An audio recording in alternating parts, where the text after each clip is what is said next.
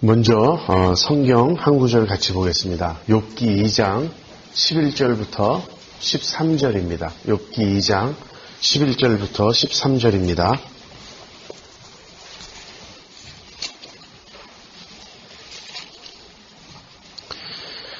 때에 욥의 친구 세 사람이 그에게 이 모든 재앙이 임하였다 함을 듣고 각각 자기 처소에서부터 이르렀으니 곧 대만 사람 엘리바스와 수아 사람 빌닷과 나아마 사람 소발이라.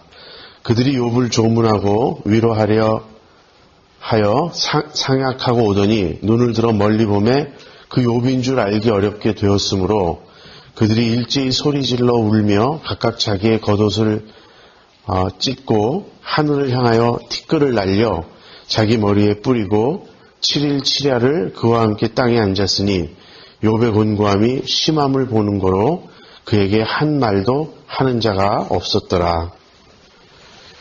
어제 저녁에 욥기 첫 번째 메시지를 여러분에게 전하면서 욥기의 가장 큰 주제는 믿음이라고 말씀드렸습니다. 그래서 우리가 욥기의 내용을 이제 차례대로 살펴보면서 계속 머리에 두어야 될 그 주제는 무엇이냐면 바른 믿음, 참된 믿음, 성경적인 믿음은 무엇인가 하는 것이에요. 어제 우리가 믿음에 대해서 하나 아주 중요한 교훈을 배웠습니다. 믿음이란 하나님이 하나님이시기 때문에 그분을 경배하고 섬기는 것이다. 하나님이 내 마음에 드는 어떤 일을 해주셨기 때문에 하나님이 내가 세운 기준이나 조건에 맞기 때문에 내가 하나님을 믿는다든지 하나님을 경배한다든지 하는 것이 아니고 하나님이 하나님이시기 때문에 그분을 경배하고 찬양하는 것이 바른 믿음이다. 우리가 그 점을 어제 배웠습니다. 이제 오늘은 어제에 이어서 친구들의 오해를 생각해 보겠어요. 어제는 우리가 사탄의 오해를 생각해 봤습니다. 그런데 오늘은 이제 친구들의 오해를 생각해 보려고 합니다. 이 욥의 세 친구, 대만 사람 엘리바스, 그 다음에 수아 사람 빌닷, 나아마 사람 소발. 이 욥의 세 친구가 욥이 이제 공경을 당하였다는 말을 듣고 멀리서부터 찾아왔습니다. 그래서 이들이 이제 함께 만나서 욥을 찾아와서 욥의 그 고난이 아주 심한 것을 보고 욥과 함께 제 가운데 앉아서 7일 7야를 함께 아무 말도 하지 않고 탄식했습니다. 탄식하고 슬퍼했어요. 그런 후에 이제 욥과 이 세 친구가 대화를 시작합니다. 근데 이 세 친구는 어떤 사람들인가? 이들은 현자라고 말할 수 있습니다. 우리가 철학자라든지 신학자라든지 이렇게 부르기보다는 현자, 지혜로운 자들이라고 아마 말할 수 있을 거예요. 이들은 삶에 대한 깊은 통찰력을 가지고 있었던 사람들입니다. 사실 이들은 욥의 친구인 만큼 욥의 버금가는, 욥과 비견할 수 있는 그런 위대한 인물들이었어요. 욥과 함께 인생을 논할 수 있고 욥과 함께 하나님에 대한 토론을 할 수 있었던 그러한 식자들이었고 그만큼 뛰어난 사람들이었습니다. 그래서 우리가 이 친구들을 과소평가해서는 안 되겠어요. 물론 욥이 동방에서 가장 큰 자였다고 성경이 말하기 때문에 욥보다는 더 뛰어난 사람은 아니었을 것이다. 우리가 이렇게 생각할 수 있지만 욥에 못지않은 대단한 현자들이요, 식자들이요, 인품이 뛰어난 그런 사람들이었다. 우리가 이렇게 생각해 볼 수 있겠습니다. 그 다음에 욥을 찾아온 이들의 태도는 참으로 진정성이 있는 진실한 것이었다는 거예요. 이들은 와서 욥을 괴롭힐 마음으로 찾아온 것도 아니고 욥이 고난을 당할 때 자신들의 어떤 우월감을 표출하기 위해서 온 것도 아닙니다. 정말 욥을 위로하기 위해서 왔고 욥을 진심으로 동정했던 사람들이에요. 그래서 욥과 함께 7일 7야를 그 옆에 앉아서 함께 깊이 탄식하고 슬퍼했던 사람들입니다. 제가 이 세 분에 대해서 좋은 이야기로 시작하는 것은 우리가 이미 결론을 알고 있기 때문이에요. 이 세 사람의 말은 틀렸다는 것. 그래서 처음부터 이들을 우리가 낮게 보고 무조건 말도 안 되는 얘기를 하는 사람들 이렇게 치부해서는 안 됩니다. 이들의 이야기를 우리가 귀담아 듣다 보면 참 중요한, 매우 중요한 그런 점들이 많이 있고 교훈을 배울 수 있다는 것을 우리가 기억해야 되겠습니다. 자, 이제 이 세 사람이 욥과 앉아서 대화를 시작합니다. 먼저 입을 연 사람은 욥이었어요. 욥이 욥기 3장에 보면 자기가 태어난 날을 저주하기 시작합니다. 왜 나는 태어났던가? 나말을 배웠다고 하던 그날이 캄캄했더라면, 그날이 망하였더라면, 그러면서 하나님께서 왜 나를 이 세상에 태어나게 하셨는가? 자기로서 말한다면 나는 차라리 태어나지 않았거나 죽은 자 편에 있는 것이 더 나을 것을. 욥에게는 죽음이 삶보다 훨씬 더 낫다고 보여진 것이죠. 삶이 너무 고달프고 삶이 너무 힘들다 보니까 죽는 편이 낫다. 이제 그렇게 생각하면서 탄식했던 것입니다. 근데 이 말은 우회적이고 간접적이긴 하지만 결국은 하나님은 원망하는 거예요. 하나님 왜 나를 이 세상에 태어나게 하셨습니까? 왜 나에게 이런 고달픈 인생을 주십니까? 그러니까 욥이 이제 다음 메시지, 세 번째 메시지에서 다룰 내용이지만 욥이 하나님을 향하여 불평하지 않았다 말한 것과 모순되게 욥이 불평을 해요. 불평하고 원망하고 심지어 나아가서는 하나님께 막 따지고 듭니다. 막 대들어요. 이제 그런 내용이 앞으로 계속 나올 거예요. 그런데도 하나님께서 욥의 말을 친구들의 말보다 더 의롭다고 하세요. 이제 그 이유를 우리가 또 살펴보겠습니다. 아무튼 이렇게 욥이 자기 생일을 저주하고 왜 나는 태어났던가? 난 차라리 태어나지 말았었다면 더 좋았을 것을 이렇게 탄식을 하자 이제 그 욥의 세 친구가 입을 열어서 이제 욥에게 반박하기 시작합니다. 먼저 대만 사람 엘리바스가 말을 해요. 그리고 그 말에 대해서 욥이 대꾸하고 그 다음에는 수아 사람 빌닷이 욥을 책망하고 그 말에 욥이 대답하고 그 다음에 나마 사람 소발 이런 식으로 세 친구가 돌아가면서 이야기를 합니다. 그런데 이 세 친구는 아까 제가 현자라고 말씀드렸죠. 이 세 친구는 다 나름대로 뛰어난 신학자라고 말할 수 있어요. 지금 욥의 곤경에 대해서 자기들 나름대로 해답을 주고 있는 것입니다. 그런데 그 해답은 차이가 없어요. 엘리바스이든 빌닷이든 소발이든 결국은 같은 이야기를 합니다. 근데 이들이 그렇게 말하는 근거는 무엇인가? 이들의 신학의 근거는 무엇인가? 여러분의 신앙의 근거는 무엇입니까? 여러분이 난 이렇게 생각한다. 난 이렇게 믿는다. 내가 믿는 하나님은 이런 분이다. 이렇게 여러분이 말씀하신다면 무엇을 근거로 그렇게 말씀하시는 겁니까? 우리 복음주의 신앙의 입장에서는 대답은 하나예요. 성경이 그렇게 말하므로. 근데 이렇게 공식적인 대답이 있지만 실제 사람들과 이야기를 해보면 성경이 그 근거가 아닌 경우가 참 많이 있어요. 어떤 근거가 있을까요? 우선 체험이 있습니다. 내가 그렇게 체험했다는 거예요. 내가 어느 날 밤에 잠을 자는데 어떤 꿈을 꾸었고 그 꿈의 내용이 너무 생생해서 나는 그날 확실히 알게 되었다. 그래서 나는 그런 체험 때문에 내 신앙은 이런 것이다. 물론 이렇게 말해도 성경과는 다 연결을 시키겠죠. 성경에도 있지 않느냐 그러면서 연결을 시키지만 사실은 성경이 주가 아니고 자기 체험이 주인 경우가 있어요.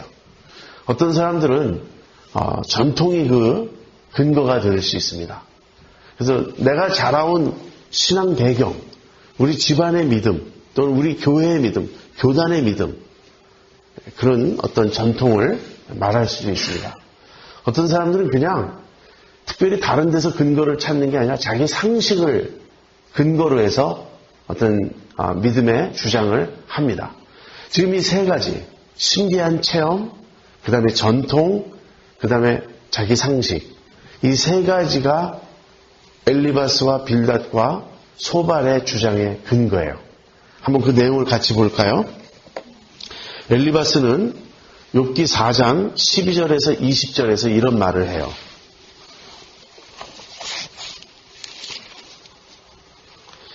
무슨 말씀이 내게 가만히 임하고 그 가는 소리가 내 귀에 들렸었나니 곧 사람이 깊이 잠들 때쯤 하여서니라. 내가 그 밤의 이상으로 하여 생각이 번거로울 때 두려움과 떨림이 내게 이르러서 모든 골절이 흔들렸었느니라.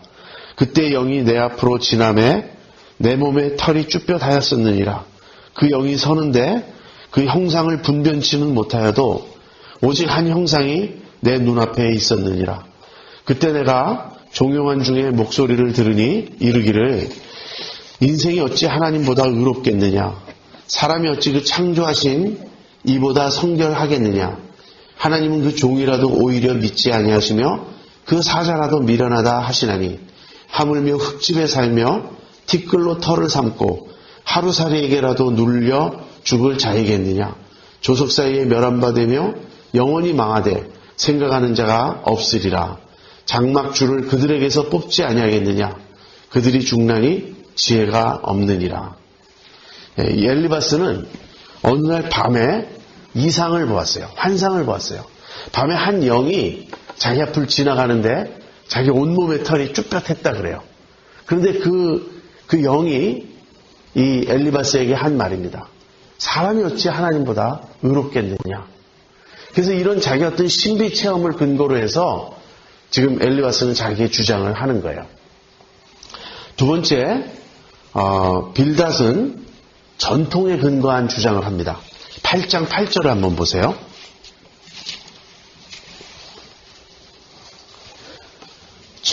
청컨대 너는 옛시대 사람에게 물으며 열조의 터득한 일을 배울지어다. 우리는 어제부터 있었을 뿐이라 지식이 망매하니 세상에 있는 날이 그림자와 같으니라. 그들이 내게 가르쳐 이르지 아니하겠느냐. 그 마음에서 나는 말을 바라지 아니하겠느냐. 열조에게 물어보라. 우리 이전 조상들에게 물어보라. 빌닷은 이렇게 말합니다. 우리는 태어난 지 어제와 같아서 우리는 아무것도 모른다.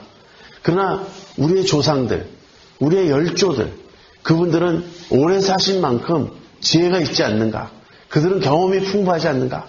그러므로 우리는 그들에게 귀를 기울여야 되고 그들의 말을 들어야 한다. 이것이 빌닷의 주장의 근거예요. 전통입니다.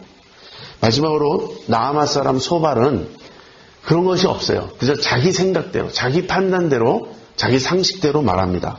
그 내용이 20장 1절에서 3절에 나와요. 나아마 사람 소발이 대답하여 가로되 그러므로 내 생각이 내게 대답하나니 이는 내 중심이 초급함이니라.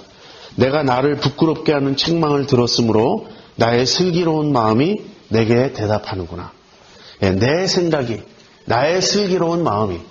소발 같은 사람은 다른 어떤 말이 통하지 않아요. 왜냐하면 자기 생각이 제일 옳다고 확신하고 있기 때문에. 자, 이런 것들을 근거로 해서 이들이 욥에게 충고하고 자기의 신학적인 주장을 펼칩니다. 우리도 사실 이들과 크게 다르지 않습니다. 우리도 하나님을 믿는다고 하면서, 우리도 성경을 믿는다고 하면서 우리의 그 많은 생각의 부분이 성경 말씀에서 오지 않고 내 경험에서 오거나 내 주변 사람들에게 들은 것에서 오거나 아니면 그저 내 자신의 판단에 근거하거나 그렇습니다. 과거에 70년대, 80년대 제 경험으로는 그랬어요. 그때 이제 부흥회가 참 많았습니다. 교회마다 부흥회가 많았고 부흥사들이 이렇게 다니면서 가르쳤던 그런 내용들이 있어요. 그 가르쳤던 내용들을 사람마다 다르겠지만 제가 참석해서 들었던 내용들 중에 많은 부분은 이런 것이었어요. 우선 11조를 내면 복 받는다. 특별히 말라기를 인용해서 11조를 바치면 내 창고가 넘치도록 하나님께서 복을 주시는지 주시지 않는지 한번 시험하여 보라. 그래서 11조를 내면 복 받는다. 이 개념이 가르쳐졌고요. 그다음 두 번째는 주의 종을 잘 섬겨라. 주의 종을 잘 섬기는 자는 언제나 형통할 수 있다. 이런 것. 이런저런 내용들이 부흥사들을 통해서 많이 한국교회에 퍼졌습니다. 그리고 주일날 가게를 문을 닫으면 하나님께서 더 많이 채워주신다. 어떤 이런 가르침. 근데 이런 가르침 뒤에는 항상 간증이 있죠. 실제로 누가 그렇게, 우리 교회 어떤 집사님이 과감히 주일날 문을 닫았더니 훨씬 더 장사가 잘 됐다.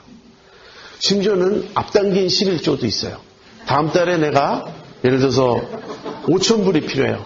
그래서 이번 달에 500불을 미리 11조를 했더니 5,000불 이상 하나님이 주셨다. 이런 간증과 더불어 이런 가르침이 막 퍼져나갔습니다. 근데 이런 가르침에 한번 감동을 받은 사람들, 이것이 옳다고 이렇게 확 깨달은 사람들의 생각을 바꾸기가 굉장히 어렵습니다. 제가 그 후에 이제 그런 데서 은혜 받은 그런 분들하고 이야기를 하는데, 이게 너무나 확고해서 성경을 가지고 이렇게 설명을 하려고 해도 흔들림이 없어요. 저는 11조를 반대하는 사람이 아닙니다. 그러나 여러분, 구약의 말라기에서 11조를 바치면 내 창고가 넘치도록 복을 주시는지 주시지 않는지 시험하여 보라. 이것이 하나님을 정말 시험하라는 가르침이 아니에요. 아까 우리가 욥기에서 어제 저녁에 우리가 생각했죠. 하나님은 주실 수도 있고 취하실 수도 있어요. 그러니까 내가 11조를 바치면 넉넉히 주실 것이기 때문에 11조를 바치는 것이 아닙니다. 그러니까 동기가 잘못된 거예요. 그런 것은. 그 다음에 주일날 가게 문을 닫으면 주일날 문을 열 때보다 더 복을 받는 경우는 아주 드뭅니다.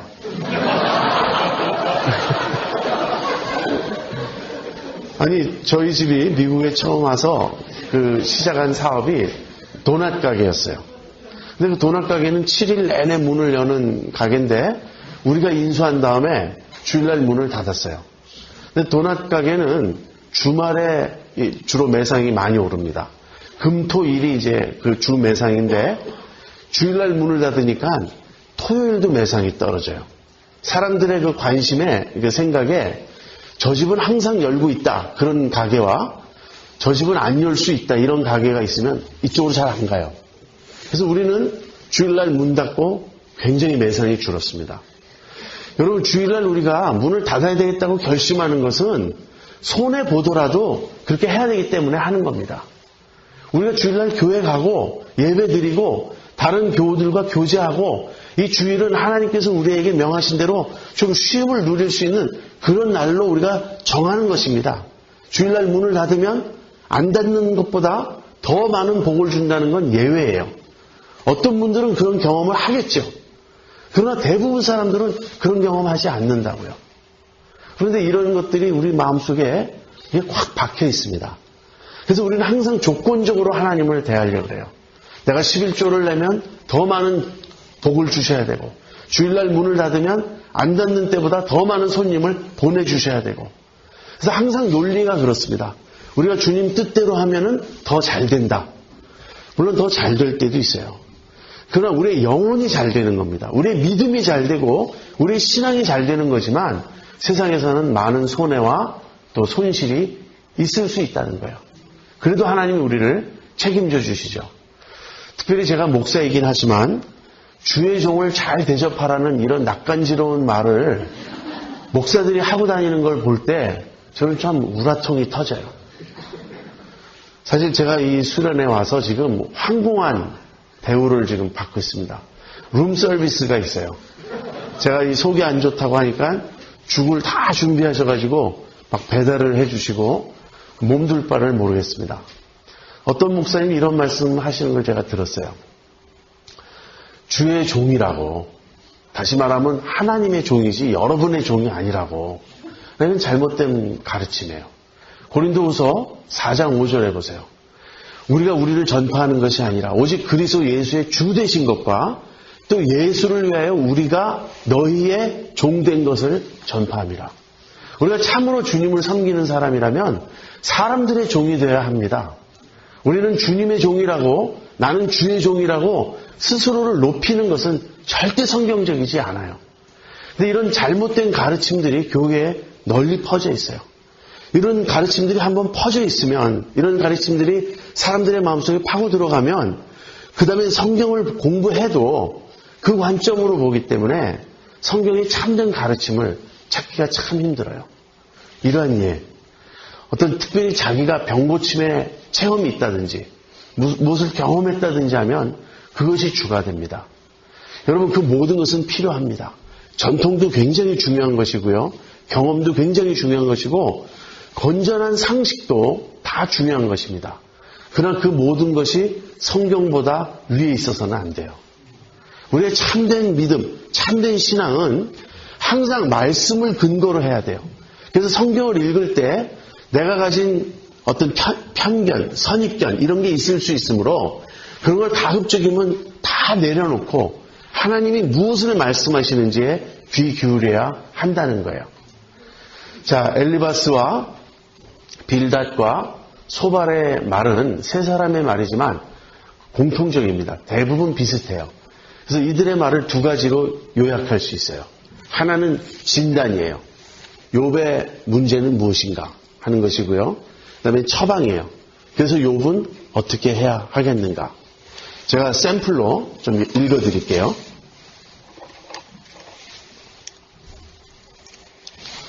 엘리바스의 말입니다. 생각하여 보라.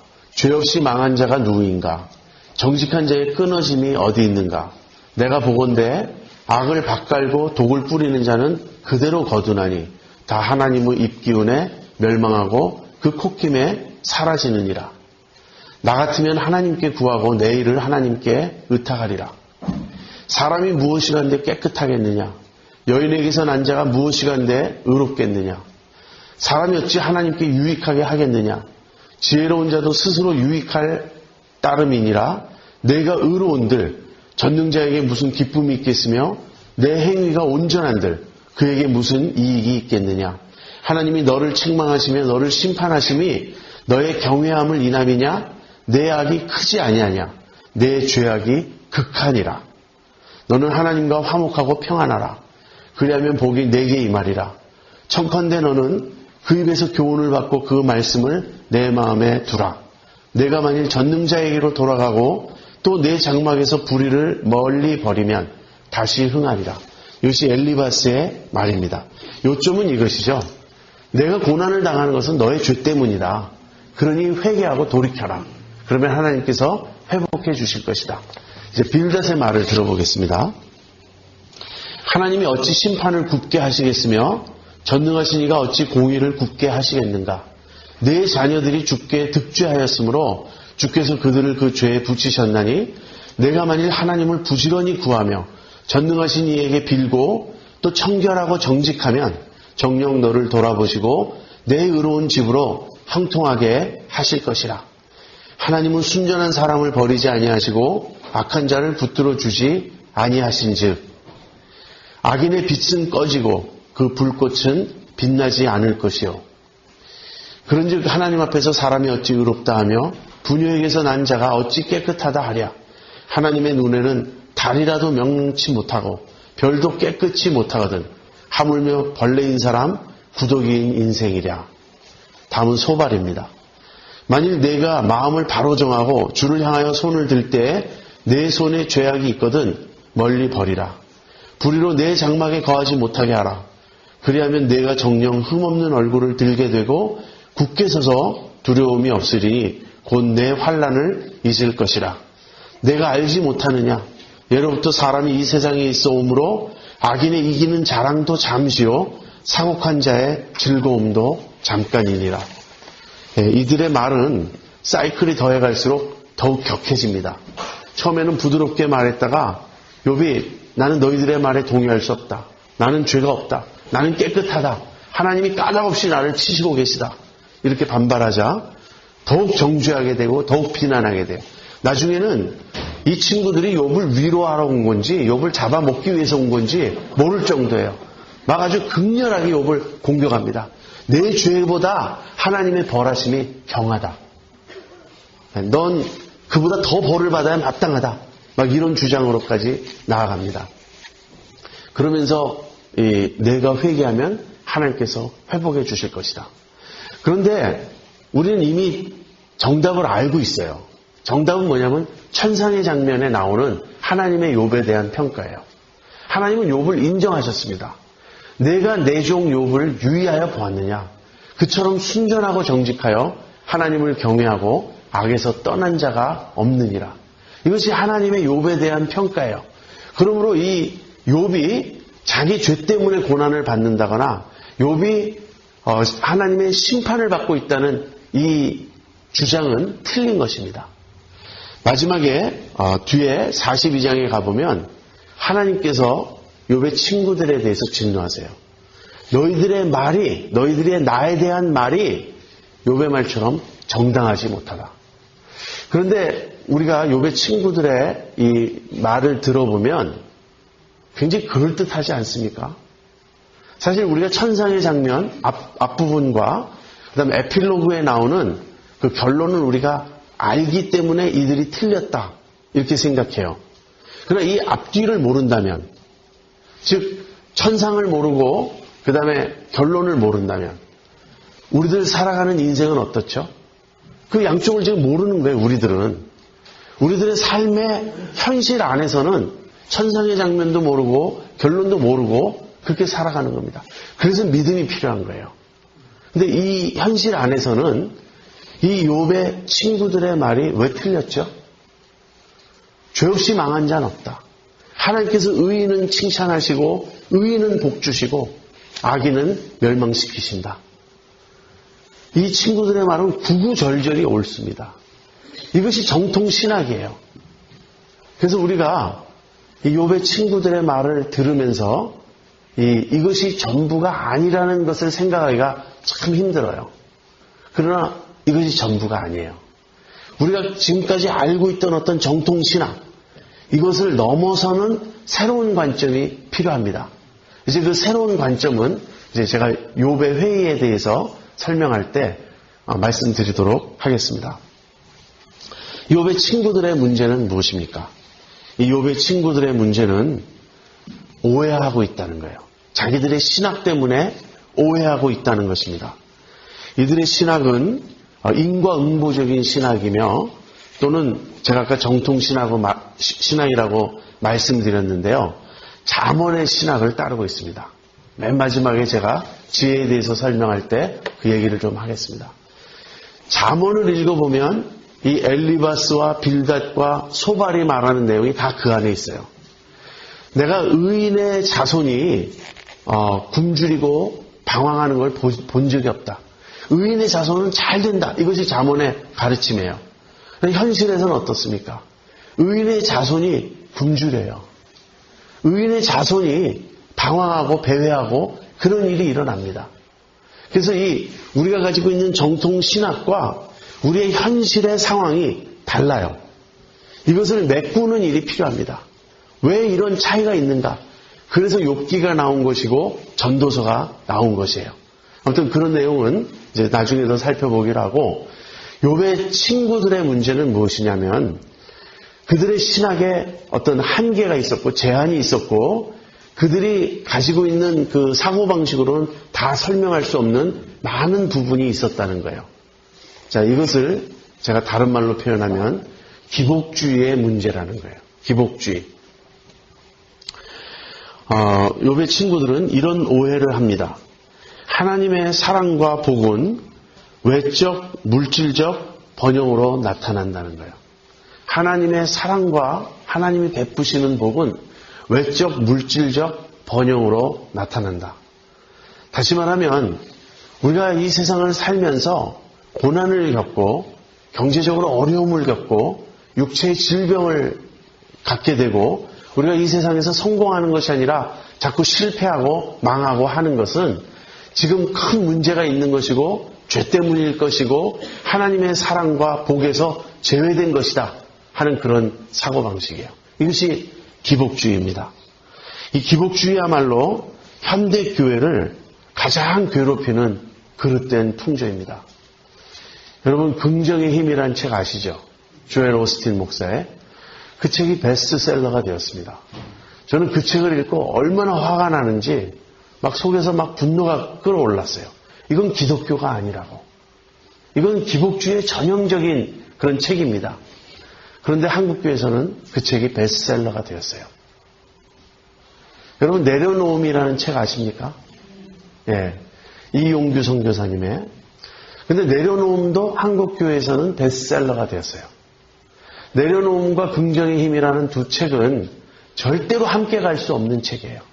한쪽은 자기 부인을 말하고 있습니다. 내 모든 것을 하나님 앞에 내려놓으라. 하나님의 주권을 인정하라. 그분의 뜻을 좇는 것만이 최선의 삶의 길이다. 그것이 내려놓음의 메시지예요. 긍정의 힘은 하나님은 내 욕심, 내 꿈, 내 소원을 만족시켜 주시는 분이므로 그렇게 긍정적인 믿음의 태도를 가지고 하나님께 구하고 복받고 성공하고 잘되라 하는 그런 책입니다. 그런데 제가 이 두 책을 다 좋아한다는 사람들을 많이 만나봤어요. 저는 참 기가 찰 노릇이었어요. 아니, 둘 중에 하나를 좋아하면 이해가 되는데 어떻게 둘 다 좋아할 수 있냐고. 그만큼 영적 분별력이 없는 것입니다. 지금 무엇이 무엇인지를 전혀 모르는 거예요. 우리들의 신앙 사고방식 속에 얼마나 이 기복주의, 승리주의가 깊게 파고 들어와 있는지 우리가 지금 헷갈리고 있는 그런 지경입니다. 그래서 이제 이 기복주의가 이 욥의 친구들의 오해입니다. 기복주의는 그 뿌리가 굉장히 깊습니다. 구약 성경으로 우리가 거슬러 올라가 보면 바알 숭배가 바로 이 기복주의예요.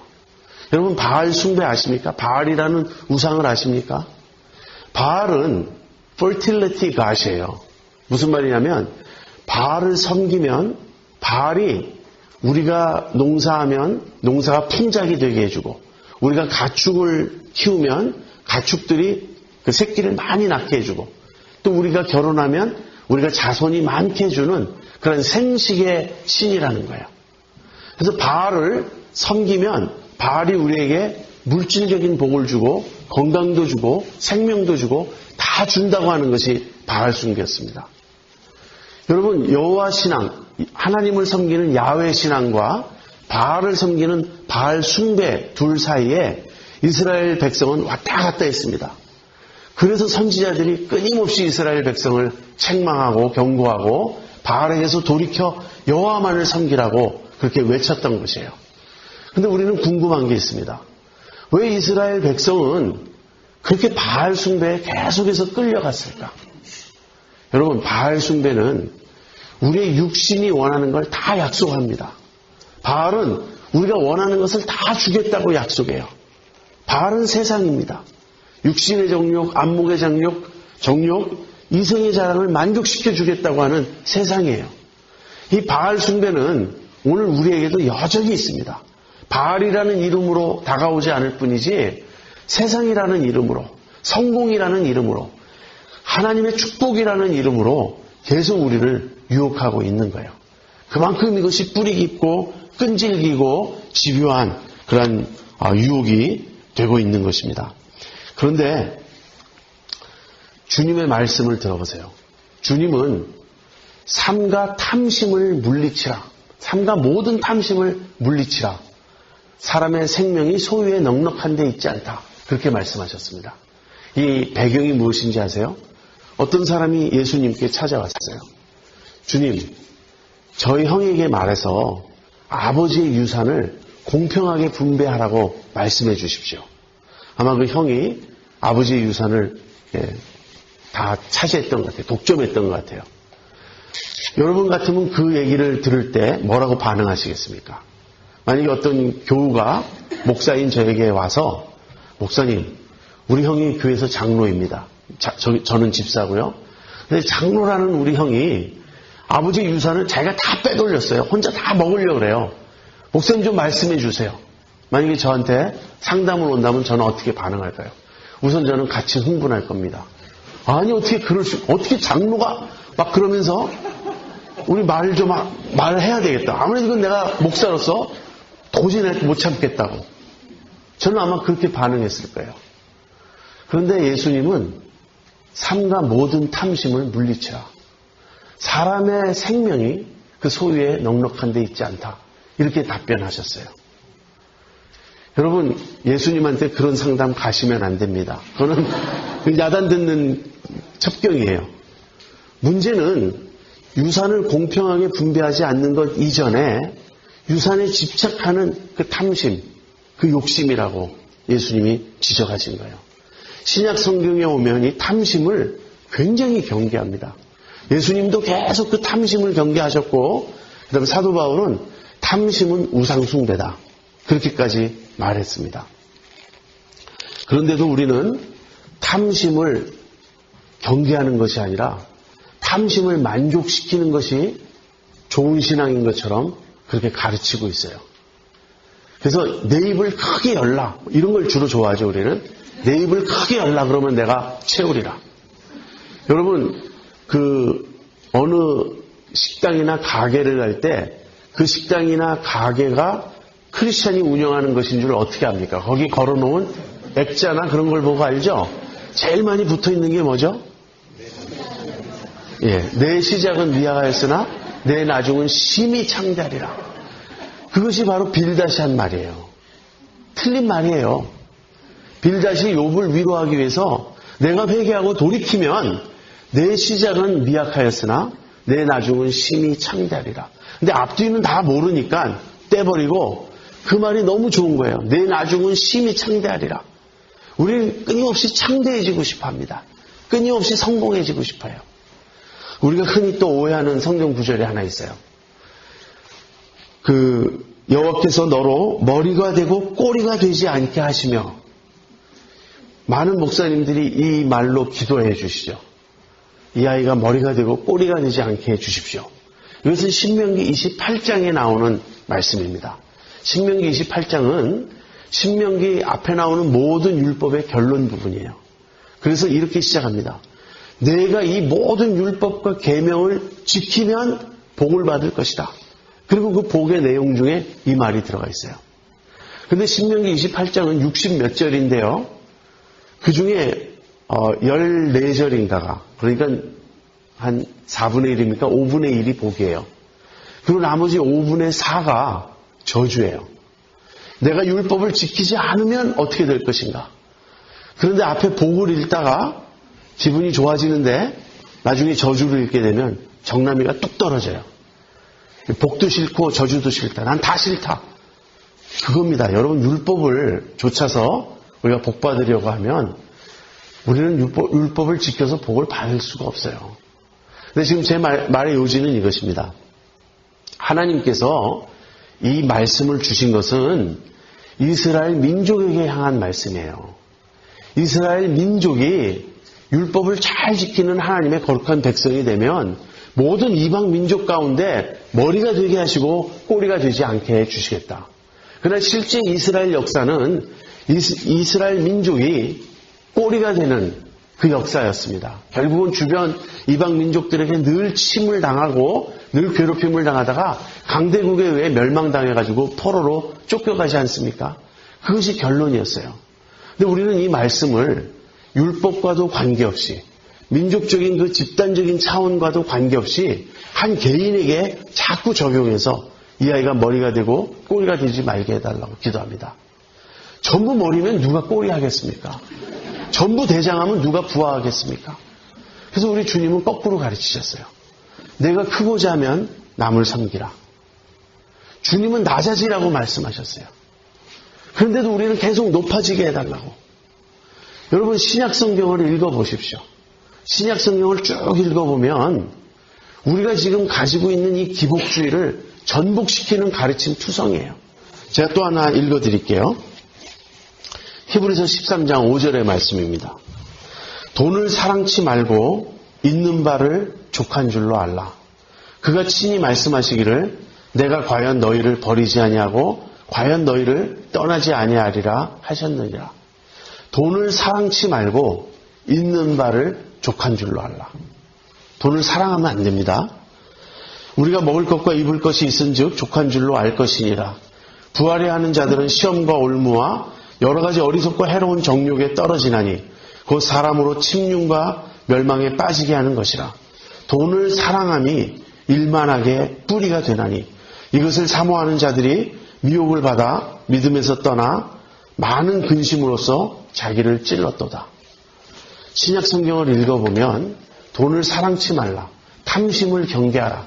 있는 바를 족한 줄로 여기라. 돈을 사랑함이 일만하게 뿌리라. 계속 이런 말씀이 나오고 있습니다. 그런데도 우리는 돈 많이 버는 것을 복이라고 생각합니다. 부자 되는 것은 정당한 욕구라고 생각해요. 부자가 되고 싶습니다. 심지어는 부자가 되는 것이 하나님의 뜻입니다라는 제목의 책도 있어요. 여러분, 우리는 굉장히 위기의 시대에 살고 있습니다. 제가 어제 말씀드렸죠. 사탄이 교회를 공격해 올 때 핍박이라는 방법도 쓰고 유혹이라는 방법도 쓰는데 우리가 정신을 바짝 차리면 그것을 이길 수 있다고. 그러나 미혹이라는 방법, 복음을 왜곡시키고 그릇되게, 변질되게 우리에게 가르칠 때는 우리가 잘 믿으려고 하면 할수록 넘어가기 쉬운 거예요. 그래서 이단들이 나오는 것입니다. 이 점을 우리가 아주 주의 깊게 생각해 봐야 되겠어요.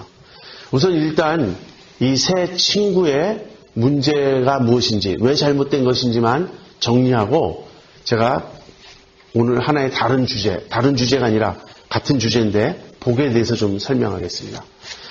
이 세 친구는 무엇을 몰랐냐면 비록 지금 겉으로 보이기에는 욥이 고난을 겪고 있고 재산도 다 잃어버렸고 자식도 잃어버렸고 건강도 잃어버렸지만 여전히 욥은 하나님의 자랑이요, 하나님의 사랑의 대상이요, 하나님의 가장 소중히 여기는 하나님의 복받은 자녀라는 이 사실을 이 세 친구는 몰랐습니다. 만약에 이 순간 잠깐 스탑하고 하나님께 질문해요. 하나님, 욥이 정말 이렇게 저주받은 것입니까? 자기 죄로 인해서 징벌받는 것입니까? 욥이 지금 하나님으로부터 버림받은 것입니까? 우리가 이렇게 질문하면 하나님 뭐라고 대답하실까요? 정반대라고. 그것이 아니라고. 실상은 내가 누구보다도 욥을 사랑하고 있으며 누구보다도 내가 욥을 자랑스럽게 여기고 있으며 나는 욥과 지금 함께하고 있다고. 이 사실을 몰랐던 것입니다. 여러분, 예수님이 십자가에서 버림받을 때 예수님이 엘리 엘리 라마 사박다니라고 외치는 그 순간에 물론 우리 죄 때문에 예수님이 심판을 받으시고 벌을 받으신 거였지만 예수님은 하나님의 뜻을 가장 완벽하게 이루고 계셨던 것입니다. 그래서 우리의 시각이 좀 바뀌어야 되겠어요. 여러분, 잘 사는 것은 많은 경우 복이 아닙니다. 잘 사는 것을 경계해야 돼요.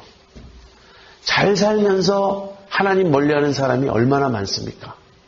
잘 살기 때문에 하나님과 돈을 둘 다 섬기려고 하는 사람이 얼마나 많습니까? 여러분, 바늘길을 통과하셨습니까? 바늘길을 통과하지 않아도 구원 얻는다고 생각해요. 왜? 은혜로 구원받으니까. 그것은 은혜를 오해한 것입니다. 은혜로 구원받는다는 말은 내가 탐심을 버리지 않아도 내가 돈을 사랑해도 나는 바늘길을 통과할 수 없어도 하나님 나를 받아주신다, 이 뜻이 아니에요. 하나님의 은혜가 역사하면 돈을 사랑하는 마음을 버릴 수 있게 해주신다는 거예요. 하나님의 역사가 있으면 우리가 돈보다 하나님을 전적으로 사랑해서 정말 탐심을 버릴 수 있게 해주신다는 게 바늘길을 통과하는 사람의 모습인 것입니다. 바늘길을 통과한 사람의 예가 있나요? 부자가 이 탐심을 버리는 것이 얼마나 어려운지, 부자가 하나님 나라에 들어가는 것이 얼마나 어려운지, 낙타가 바늘길을 통과하는 것보다 더 어렵다. 이렇게 어려운 일인데 실제 그러면 부자가 탐심을 버린 예가 있습니까? 여러분, 누가복음 19장에 삭개오의 이야기가 나옵니다. 삭개오가 어떤 사람이었죠? 세리였고 부자였습니다. 근데 예수님 만나고 나서 어떻게 변화되죠? 주여, 제가 제 소유의 절반을 팔아 가난한 자들에게 나눠주겠습니다. 제가 네 것을 토색한 것이 있으면 4배로 갚겠습니다. 그때 주님이 선포하셨어요. 오늘 구원이 이 집에 임하였도다. 이것이 바늘길을 통과하는 것입니다. 우리가 하나님의 은혜를 받으면 나는 여전히 욕심꾸러기고 나는 여전히 탐심투성이인데도 천국 입장권을 따는 것이 아니에요. 그것이 아니고 하나님의 은혜가 임하면 그토록 돈에 집착하던 내가 더 이상 돈을 사랑하지 않게 되는 거예요. 그토록 욕심이 많던 내가 욕심을 버리게 되는 거예요. 하나님의 영광을 본 사람은 이 세상의 재물, 이 세상의 명예, 이 세상의 부귀 영화에 집착하지 않습니다. 그 정도도 변화시키지 못하는 것이 무슨 은혜겠어요. 그래서 이 욥의 세 친구는 옳은 듯 하지만 옳지 않아요. 이 욥의 세 친구의 말은 틀렸다가 성경의 가르침이고 결론입니다. 자, 이제 이런 것들을 염두에 두고 제가 좀 욥의 세 친구를 좀 지나치게 몰아간 점이 있어요. 욥의 세 친구가 그냥 돈 많이 벌고 부자가 돼야 된다 이걸 주장하는 사람들이라는 건 좀 무리일 수 있습니다. 그러나 그들의 신학을 결론적으로 논리적으로 따라가 보면 그 결론에 도달하게 돼 있어요. 어쨌든 하나님이 우리에게 주시는 사랑과 복은 외적인 번영으로 측정될 수 없는 것입니다. 자, 그런데 이제 이 점을 좀 더 설명하기 위해서 성경이 말하는 복에 대해서 생각해 보겠습니다. 구약에서는 하나님의 복이 실제적으로 물질적인 또 외적인 번영으로 주어졌어요. 제가 어제 그 말씀 드렸죠. 욥이 부자다. 이 말은 욥의 삶을 하나님이 인정하셨고 축복하셨다. 그런 개념이 있다고. 그래서 지금 욥의 세 친구의 이 정통신학이 처음부터 끝까지 다 틀린 것은 아닙니다. 구약에서는 그러했어요. 그런데 왜 그렇죠? 구약은 율법을 중심으로 한 신정체제였습니다. 하나님께서 율법을 통해서 이스라엘 백성을 직접 다스리셨어요. 그래서 하나님께서 직접 다스리시면서 이 율법이 조건이 됩니다. 율법을 지키면 부자가 되게 해주겠다. 율법을 지키면 잘 살게 해주겠다. 하나님이 약속하셨어요. 율법을 어기면 망할 것이다. 경고도 하셨어요. 그래서 구약에 나오는 믿음의 선조들은 대부분이 거부였습니다. 아브라함 거부였어요. 이삭도 거부였어요. 야곱도 거부였어요. 구약은 그 신정 체제가 유지되는 기간 동안에는 그랬습니다. 그런데 역사가 흘러가면서 이 이스라엘이 겉모습만 여호와 신앙을 가졌지 실제는 우상숭배에 빠지고 질서가 무너지기 시작했습니다. 그래서 이스라엘 역사 안에서 이미 신정체제가 무너져 버렸어요. 어떤 일이 일어납니까? 의인이 고난을 겪기 시작하는 거예요. 그 다음에는 악인이 잘되고 번성하는, 그래서 하나님의 약속이 맞지 않는 듯 보이는 그런 현상이 일어나게 된 것입니다. 대표적으로 여러분이 시편 73편을 읽어보시면 알 수 있어요. 내가 악인이 잘 되는 것을 보고 실족할 뻔했다고. 너무나 내가 놀랬다고. 그러나 성전에 들어갈 때 그들의 결국을 깨달았다고. 아무튼 시편 73편에서는 그런 말을 합니다. 악인들은 살아생전에도 잘 되고 죽을 때조차 평안하더라고. 정말 그렇지 않습니까? 여러분, 권세 잡은 자들, 그 권세를 잡는 과정은 불이했어요. 그러나 일단 권세를 잡으면 그가 가지고 있는 권세 때문에 사람들은 그 앞에 굽신굽신합니다. 권세자가 죽으면 어떻게 되죠? 성대한 장례식이 치러지죠. 사람이 죽으면 그 장례식 때 그 사람의 일생을 알 수 있다는 말이 있어요. 저는 그 말 믿지 않습니다. 권세자가 죽으면 장례식조차도 화려해요. 결국 어느 순간에 한 사람의 진실을 알 수 있냐면 심판대 앞에서요.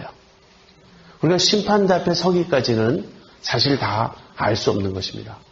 그래서 이스라엘 역사가 진행되는 동안에 이런 변화가 일어났어요.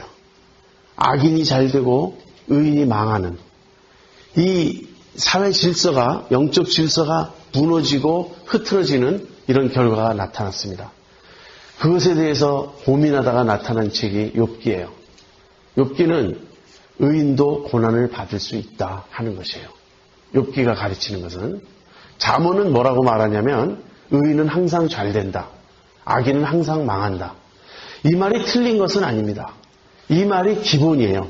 그러나 이 기본 질서가 적용되지 않는 현실의 상황이 있다는 거예요. 그래서 욥기가 나왔는데 욥기는 의인도 고난받을 수 있다 하는 것이에요. 근데 그 다음에 전도서가 나옵니다. 전도서는 더 허망하고 더 허무합니다. 여러분 전도서를 읽어보면 이 성경 맞아? 막 그런 생각이 들 만큼 엉뚱한 이야기들이 많이 나와요. 전도서는 이렇게 말합니다. 빠르다고 항상 경주에서 1등하는 것이 아니다. 이 세상은 너무나 굽어져 가지고 의인이라고 잘 되는 것이 아니다. 그래서 심지어는 지나치게 의인이 되지 말라. 이런 말까지 나와요. 자, 이런 것들을 우리가 체계적으로 이해할 필요가 있습니다. 그래서 아무튼 제가 말씀드리는 것은 구약에서는 하나님께서 우리가 하나님 뜻대로 살면 복을 주시겠다고 약속하셨고 그 복은 외적인 번영, 물질적 번영이었던 것이 사실이라는 거예요. 그러나 구약 자체에서 이미 그 약속이 맞지 않고 그 질서가 무너진 것을 우리가 보게 됩니다. 자, 그러다가 이제 신약으로 왔어요. 신약으로 오면 복의 개념이 혁명을 일으키고 바뀝니다. 신약에서 복을 가장 집중적으로 말씀하신 본문이 어디 있죠? 팔복이에요. 산상수훈의 팔복. 근데 거기서 예수님이 어떠한 자를 복 있다고 말씀하십니까? 건강한 자는 복이 있나니, 돈 많이 번 자는 복이 있나니, 성공하고 출세한 자는 복이 있나니, 그렇게 말씀하지 않죠. 겉으로 보기에는 세상에서 가장 한심해 보이는 사람들을 예수님 복이 있다고 하셨습니다. 심령이 가난한 자, 애통하는 자, 온유한 자. 그래서 신약에 오면 복이 바뀌는데 어떻게 바뀌냐면 영적인 것으로 바뀌는 거예요. 그래서 더 이상 신정체제가 아닙니다. 지금 우리가 하나님 나라의 백성이에요. 그러니까 우리가 하나님의 통치 안에 들어와서 삽니다. 근데 하나님의 통치 안에 들어온 사람에게는 당연히 하나님이 주시는 모든 풍요가 주어져야 할 것이죠. 근데 그렇지가 않죠. 왜 그렇습니까? 아직까지 하나님 나라가 완성되지 않았기 때문에. 하나님의 나라는 시작되었어요. 예수님의 오심으로 시작되었지만 예수님이 다시 오셔 재림하셔서 하나님 나라를 완성하기까지는 아직 우리는 그 하나님의 모든 풍요를 아직은 누리지 못합니다. 그러나 영적인 복은 받기 시작했어요.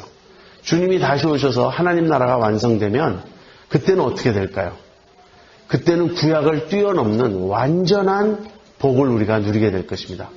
그때는 물질적으로도 결핍이 없을 것이고 건강도 완전할 것입니다. 심지어는 죽음도 없으니까.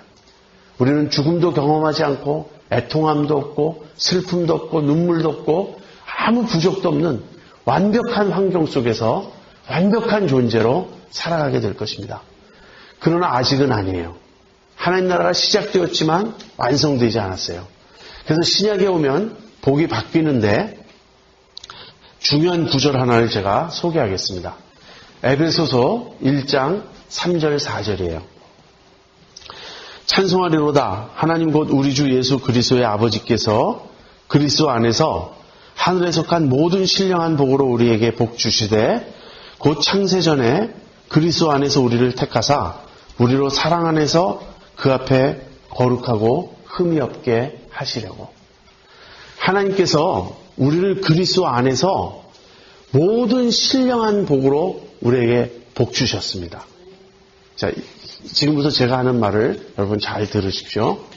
복은 하나입니다. 그 복은 영적인 복이에요. 복은 물질의 축복, 어떤 건강의 축복, 또 사람 잘 만나는 무슨 인적 축복, 이렇게 여러 가지가 있는 것이 아니고 복은 하나입니다. 그리고 그 복은 신령한 복, 영적인 복이고요. 다른 말로 하면 구원이에요. 그리고 구원을 또 다른 말로 하면 성화입니다. 하나님께서 우리를 그리스도 안에서 모든 복을 우리에게 주셨어요. 신령한 복을.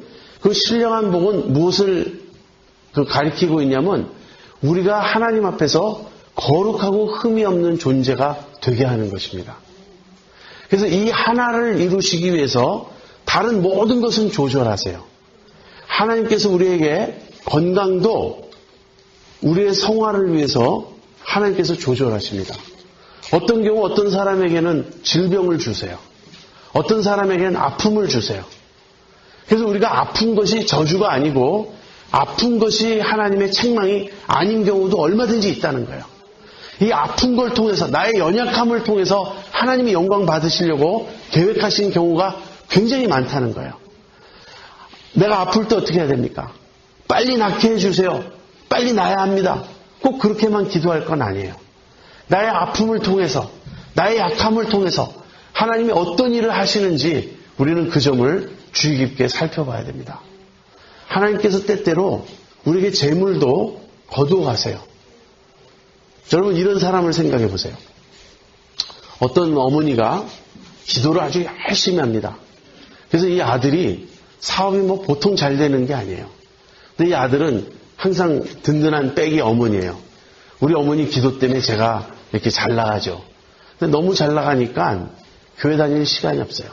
물론 어머니의 뜻을 좇아서 11조도 하고 교회 뭐 건축헌금도 하고 헌금은 많이 합니다. 그러나 이 아들은 방탕하게 살아요. 사업을 핑계대고 출장 가서 좋지 않은 일 많이 하고 이런저런 어떤 부정한 거래도 많이 하고 그러면서도 내가 이제 나중에 이제 교회도 나가고 나중에 제가 좀 믿음 생활 해야죠. 지금은 우리 어머니 백으로 제가 살고 있습니다. 허허허. 예, 이런 사람. 이런 사람에 대해서 우리가 뭐라고 말할까요? 당신이 물질적인 축복은 받았군요. 건강의 축복은 받았군요. 이제 영적인 복만 받으면 될 텐데 이렇게 말합니까? 제가 말씀드리는 것은 이 사람은 복이 아니라 저주를 받고 있는 거예요. 그런데 우리가 주님을 만나게 되면 우리는 불현듯 깨달을 거예요. 내가 처음부터 다 알고 있었다고.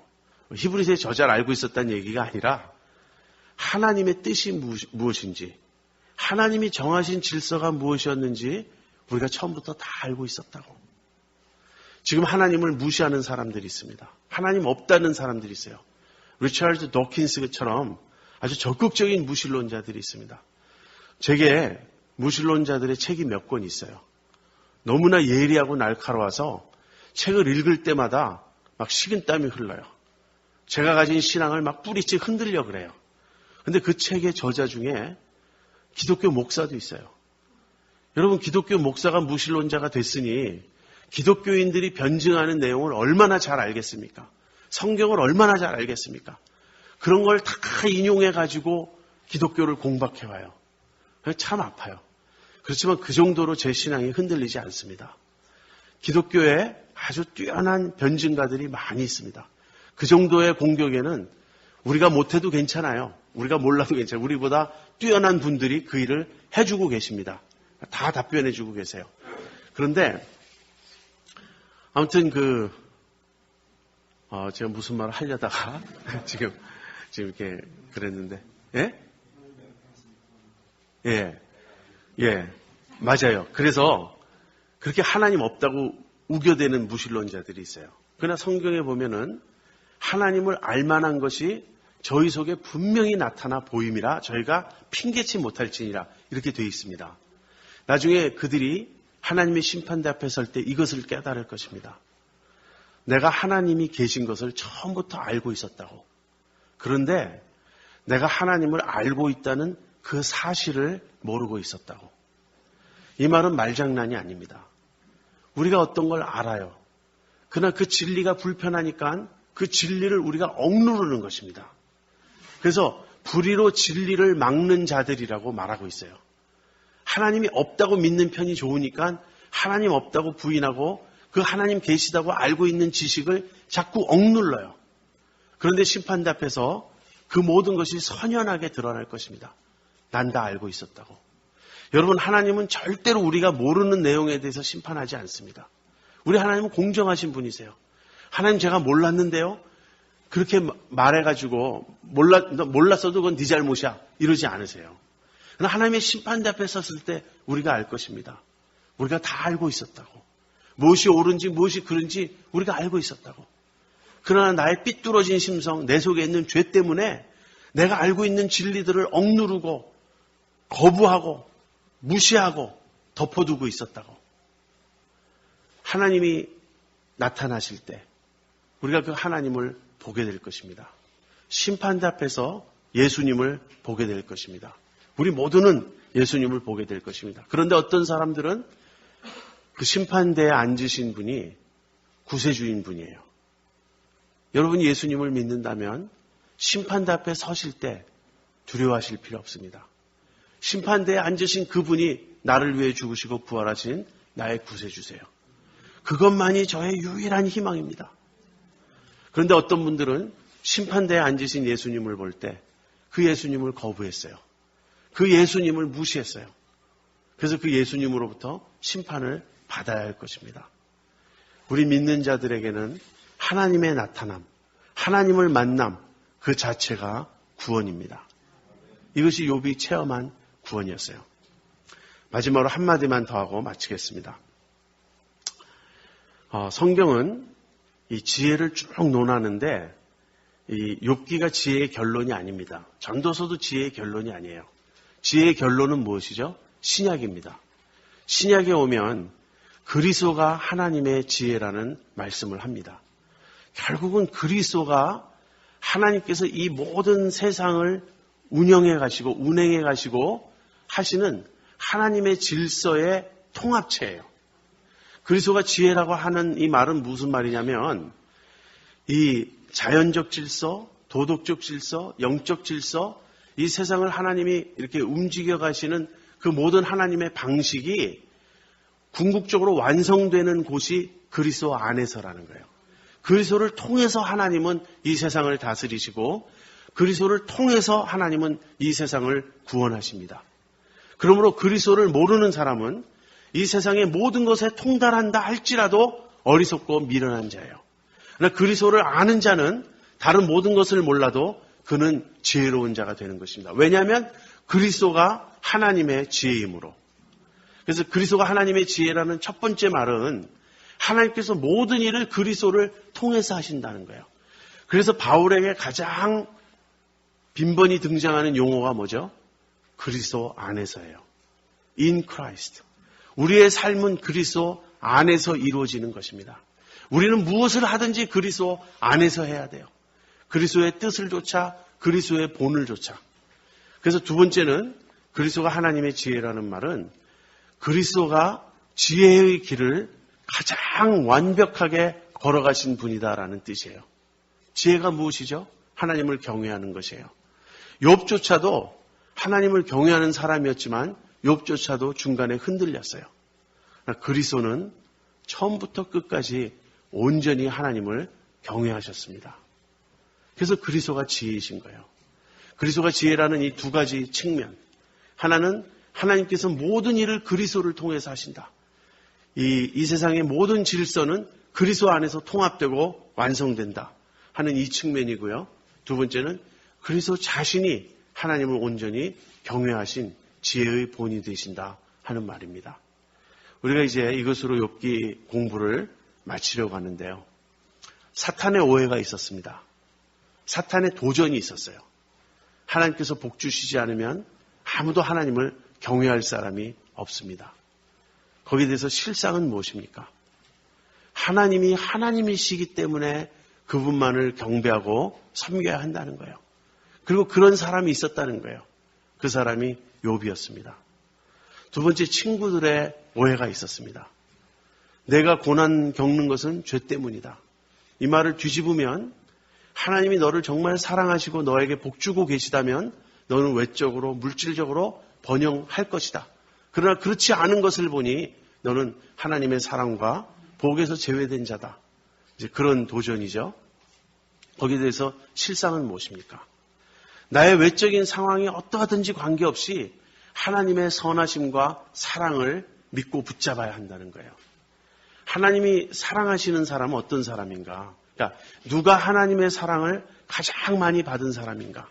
부자도 아니고 유명한 사람도 아니고 똑똑한 사람도 아니고 건강한 사람도 아닙니다.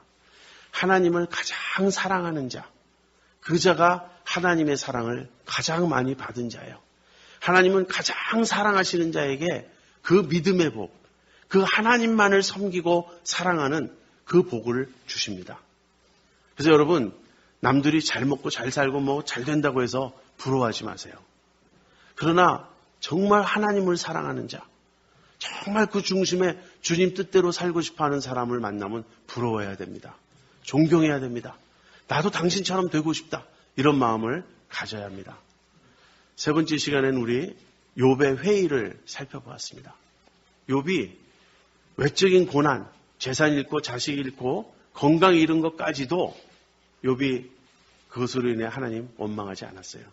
그러나 하나님이 자기에게 이런 시련을 주시는 이유를 말씀해 주지 않고 하나님이 외면하고 하나님이 침묵하자 욥은 그 하나님에 대해 회의하기 시작합니다.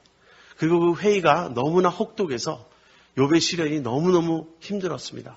그러나 그 혹독한 회의의 시련을 겪어가면서 욥이 도달한 두 가지 결론이 있었어요.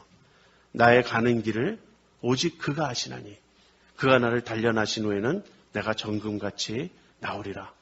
내가 알기에는 나의 구속주가 살아계시니 후일에 그가 땅 위에 서실 것이라. 나의 이 가죽이 이것이 썩은 후에 내가 육체 밖에서 그를 보리라.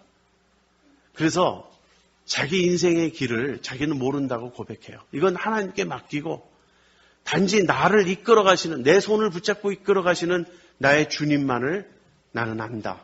그 정금 같은 신앙 고백을 하게 됩니다.